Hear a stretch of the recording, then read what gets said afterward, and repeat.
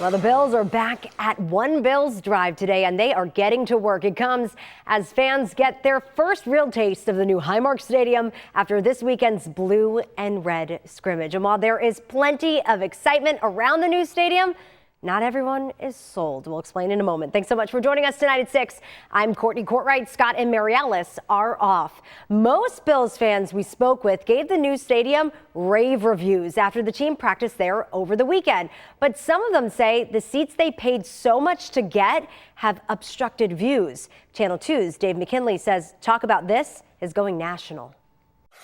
And it makes me wonder what in the hell the person who designed the stadium was doing. They are talking about social media posts now gone viral.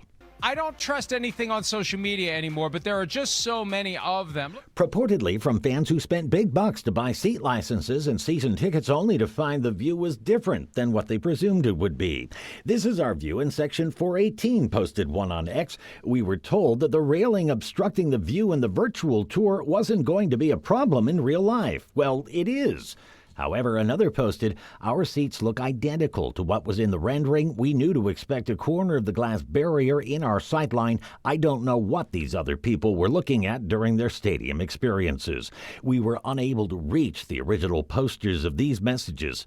A year ago, when we first started hearing from folks going through the seat license process about obstructed seats, our inquiries to the Bills about that were ignored. When we asked if the team would make anyone available to speak about this today, we instead got a statement that read, "We are currently addressing internal and external feedback regarding the facility's operation following the first event. We'll utilize the next 6 weeks to refine any details as we prepare for the home opener on Thursday, September 17. The seats in question appear to be in sections of the upper deck, an area that was not included on the media tour the Bills gave when the stadium was finished. This controversy, if you will, hasn't seemed to have affected the price of tickets.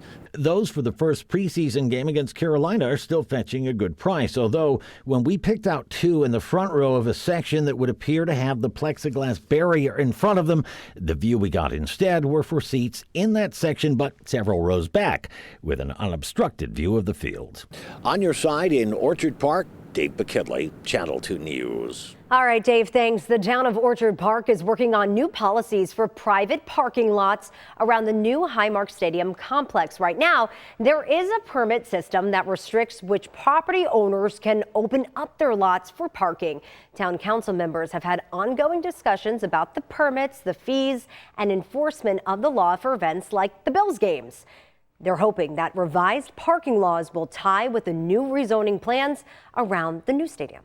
We just want to make sure that, the private parking, the capacity, the number of cars in that lot is done safely, around and near the stadium.